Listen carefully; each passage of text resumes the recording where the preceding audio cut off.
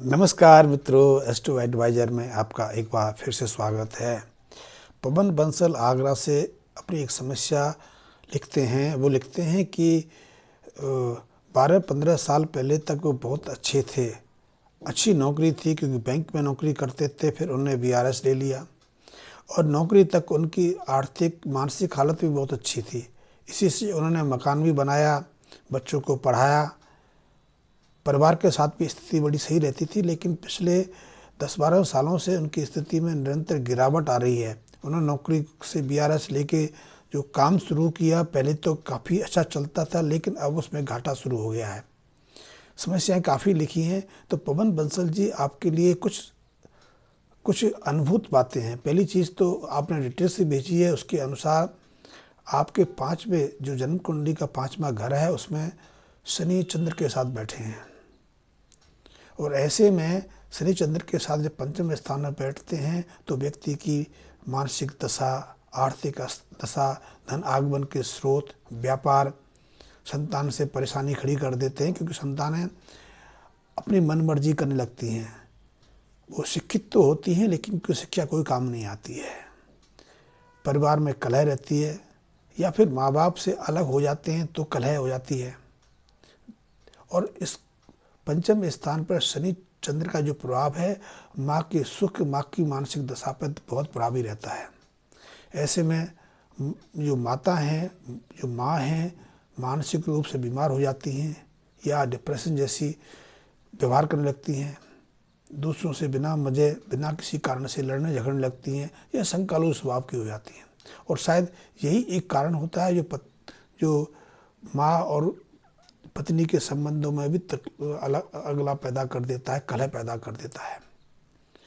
और इस ग्रह दशा में इस शनि चंद्र के मेल के कारण यदि व्यक्ति कुछ गलतियां कर दे, गलती करने का अर्थ है कि अपने शनि को एक्टिव कर ले, शनि को ज़्यादा प्रभावपूर्ण बना दे, तो ऐसी विसंगतियाँ, ऐसी जो परेशानियाँ और बढ़ जाती हैं। क्योंकि आपने अपने माँ बाप से अलग होकर, वैसे अलग होना तो प्रकृति का नियम है, लेकिन अलग होने से पहले शायद आपके परिवार में तनाव रहा होगा, या आपने माँ बाप का अपमान किया होगा, माँ बाप के दिल को दुखाया होगा, और इससे शनि जो है एक्टिव हो जाते हैं।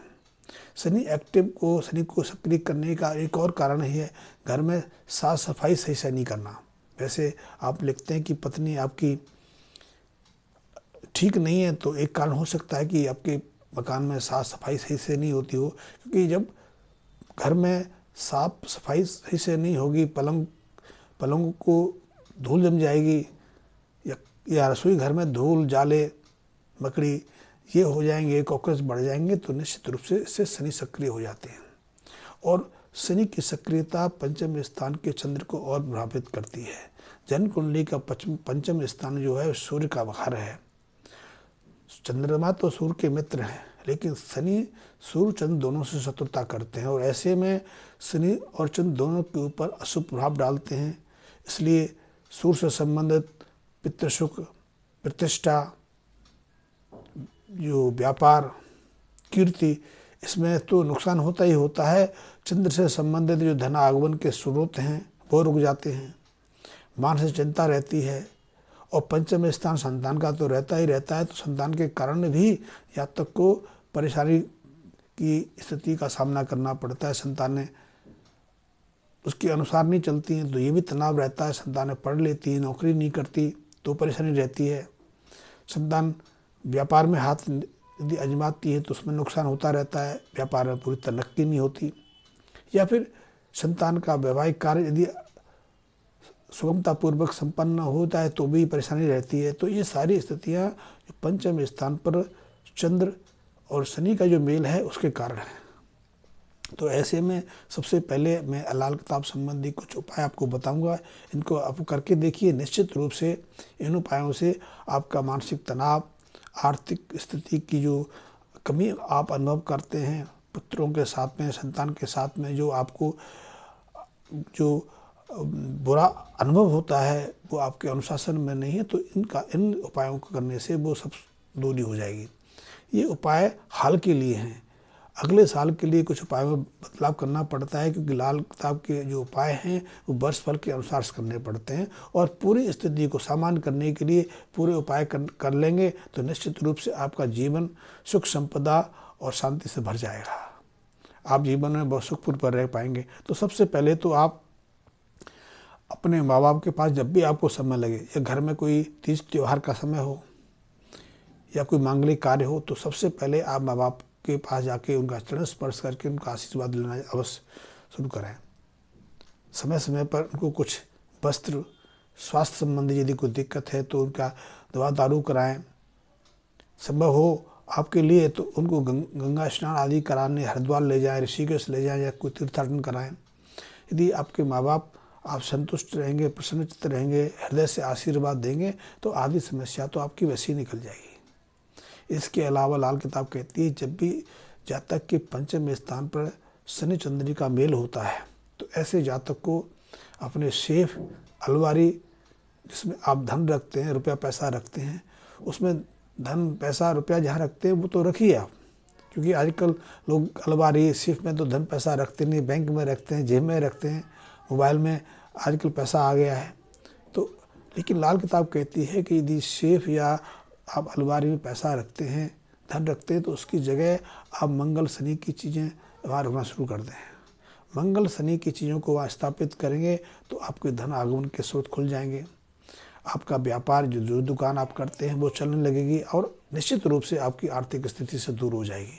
संतान पर भी सकारात्मक प्रभाव पड़ेगा। तो इसमें आपने शनि मंगल की जो चीज़ें हैं क्या रखनी है, शनि से संबंधित आप बादाम रख सकते हैं, छुआरे रख सकते हैं। मंगल से संबंधित आप पीले वस्त्र में चीज़ों को बांध सकते हैं। और फिर पीतल या तांबे का कोई बर्तन को डिब्बी लेकर उसके अंदर छुआरे और बादाम की जो संख्या है आपको 5-5, 6 कोई भी आप अपने हिसाब से रख सकते हैं, एक मुट्ठी भी रख सकते हैं। उनको लाल कपड़े में बांध के आपने उस डिब्बी में रख के आपने अलमारी में रखना है। और इन बादाम और छुआरों को हर महीने जब भी आपको समय मिले, हर महीने उसी जिस तारीख को आप रखेंगे उसी तारीख की नई तारीख को इनको जल प्रभावित कर देना है। और उनकी जगह आपने नए बादाम और छुआरे ला के उसी तरह से अपने अलमारी में रखने। एक उपाय तो ये करना है। वैसे मैं इससे पहले कहूँगी, यदि आपके घर में किसी मृतक की, जैसे कि आजकल बहुत ऐसे लोग रखते हैं कि साईं बाबा की तस्वीर रख लेते हैं, दरगाह आदि की तस्वीर रख लेते हैं, मुर्दों की तस्वीर रख लेते हैं, तो ऐसा ना, सिर्फ आपको अपने ड्राइंग रूम में, अपने घर में अपने माँ बाप की तस्वीर लगाने की आवश्यकता है, क्योंकि आपके तो माँ बाप जिंदा हैं। तो आप उनकी जगह अपने दादा दादी की भी तस्वीर लगा सकते हैं, सामूहिक फ़ोटो लगा सकते हैं। लेकिन ये फ़ोटो आपने अपने शयन कक्ष में ना लगा के ड्राइंग रूम या अतिथि कक्ष में लगाएं। ये आपके लिए बहुत उपयोगी है। तीसरे उपाय के रूप में आप निरंतर 43 दिन तक नियम बना लें कि अपने 5-6 बादाम, 5-6 छुआरे और थोड़ी सी उसमें काली तिल या काली उड़द डाल के उनको निरंतर जल प्रवाह करना है। यदि जल प्रवाह करने में आपको दुविधा हो, क्योंकि बहुत सारे शहरों में आजकल किसी उपाय को जल के किनारे करना भी मुश्किल हो गया है, क्योंकि शहर इतने फैल गए हैं, फैल ही नहीं गए, नदी नाले सब बंद हो गए, सूख गए।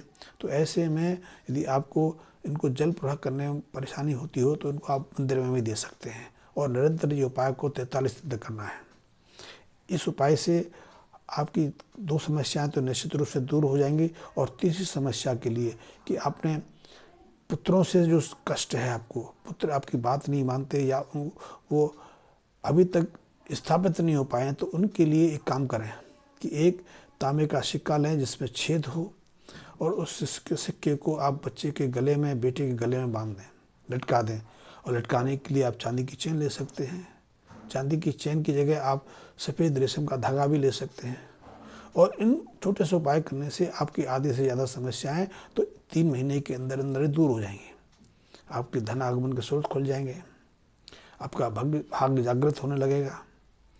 और जिसको लेकर अभी तक आप परेशान हैं कि धन आगमन नहीं हो रहा है, बच्चों को लेकर परेशान है, परिवार को लेकर परेशान है, आपकी जस कीर्ति भी घट रही है, तो ये सारे उपाय करने से ये सारी समस्याएं दूर हो जाएंगी। अगले साल के उपाय आप दोबारा से मेरे संपर्क कर सकते हैं।